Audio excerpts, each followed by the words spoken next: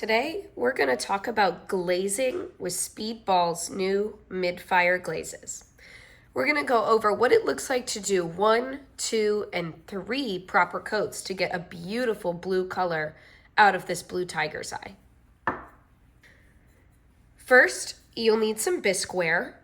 This is bisqueware fired to cone 04. Next, you'll need a nice fluffy glaze brush. A lot of people use a fan brush that's a little flatter and kind of looks like this. That's great as well, as long as the bristles are nice and fluffy and can hold a lot of glaze, almost like a mop. So your first step is to pick your glaze. Today we're working with Blue Tiger's Eye from Speedball's Mid-Fire. You're going to give it a good shake and make sure you have your hand firmly on the lid so you don't get it everywhere when you give it a good shake, just to make sure that if it's been sitting for a while, it kind of gets well distributed in there. Then you're going to go ahead and open up your glaze.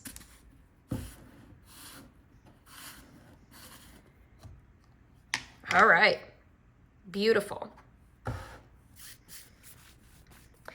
Next, you're going to take your piece. Typically, I like to start on the outside of cups because I like to put my hand on the inside to hold it while I glaze it. So what I'm going to do first is I'm going to dip my brush in the jar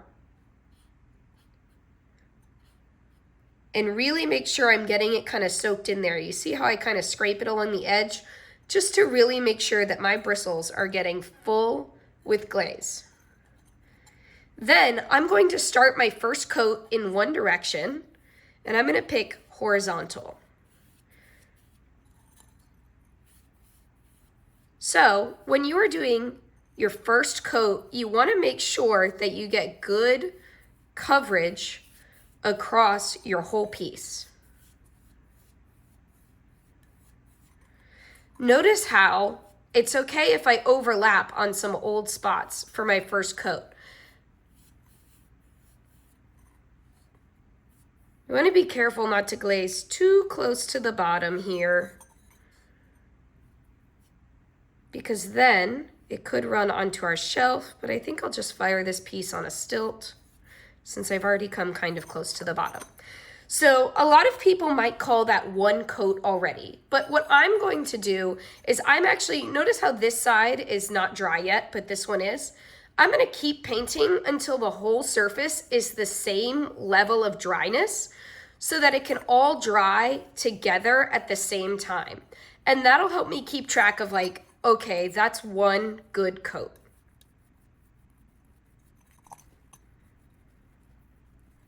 So now that this is all still relatively moist, that is my first coat. Notice how I kept it all going the same direction and how I paint it on until it's all the same level of dryness. So now I'm going to sit and wait. Now that this piece has returned to its mostly chalky color and I can touch the outside without getting any on myself, I know that that first layer is dry. So now I'm going to start my second layer. With my second layer, since I went horizontal on the first one, I'm now going to paint vertical because you want to change direction to make sure you have good coverage. So I'm going to dip my brush again and make sure it's really saturated with glaze. And then I'm going to start in with my vertical strokes.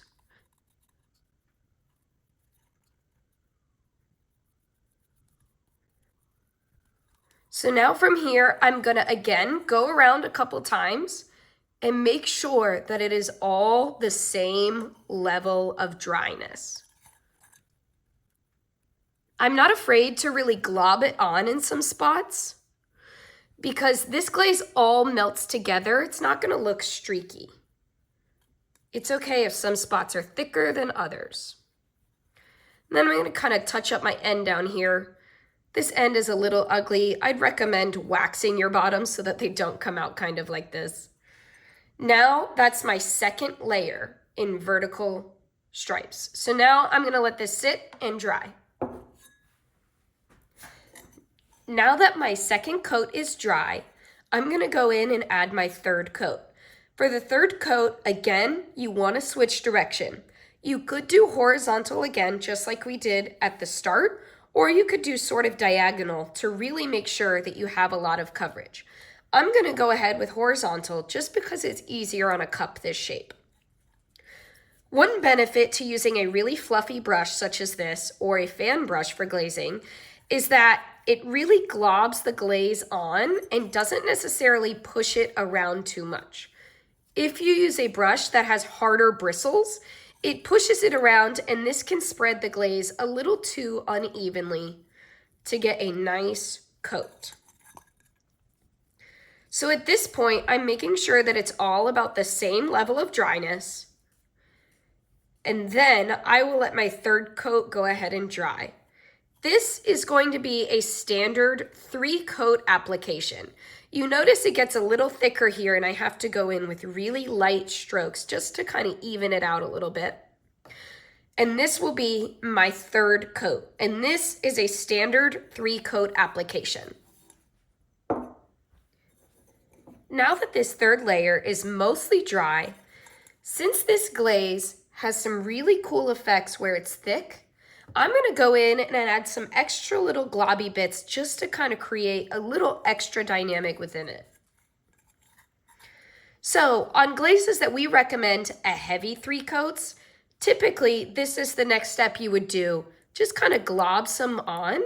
It's okay if it's not all over. It's okay if it's not even, because that means this type of glaze gets really cool blue results where it's extra thick. And so it's okay to glob it on a little uneven to kind of see what variety you can get out of this glaze. So again, on glazes that we recommend a heavy 3 coats, typically it's good to go in and really, after you've done your 3 base coats, just kind of glob a little extra on top, just to really make sure you get the full range out of this glaze. So then I'm going to let this dry, and then I will paint the rim and the inside in the same way. Okay, so now that the outside of my cup has dried, I did 3 layers of a standard application, and then I went in, and since I know that this glaze likes to be a little heavier to get that blue to really come out and shine, I did a little bit more of a little globbing kind of on this top half, almost like a 4th layer, just to give it basically 3 heavy coats. So now I'm going to do the inside. One thing I want to note is that you may notice that the inside of this piece starts to look a little yellow. That's just from the moisture of the glaze here being absorbed a little bit into the bisque, and it's nothing to worry about. But you do want to make sure that your glaze is fully dry like this before you put it in the kiln and fire it. So now I'm going to go ahead and do 1 coat around my rim, and then I'm going to do a coat on the inside of my cup. So around the rim, I like to just kind of glob it on this way with my nice and fluffy brush. And that is going to be 1 coat. And I'm going to let that dry. And while that dries, I'm going to go ahead and do the inside. So just like we have been doing, we're going to do strokes in different directions. So my first layer on the inside is I'm going to do straight up and down.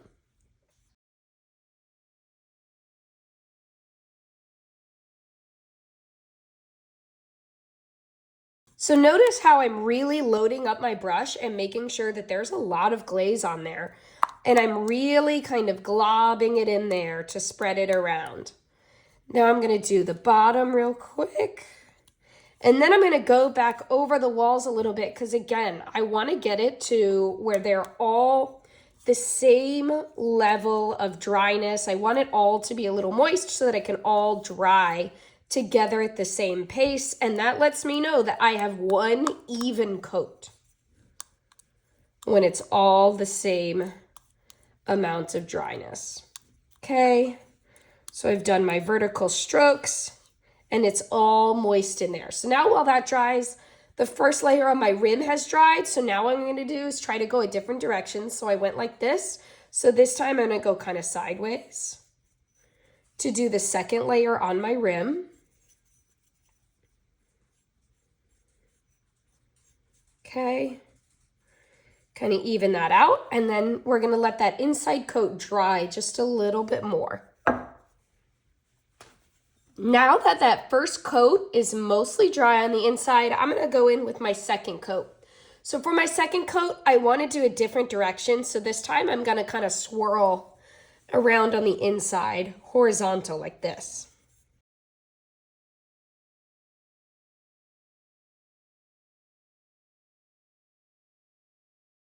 So now I'm gonna make sure this is all the same level of dryness.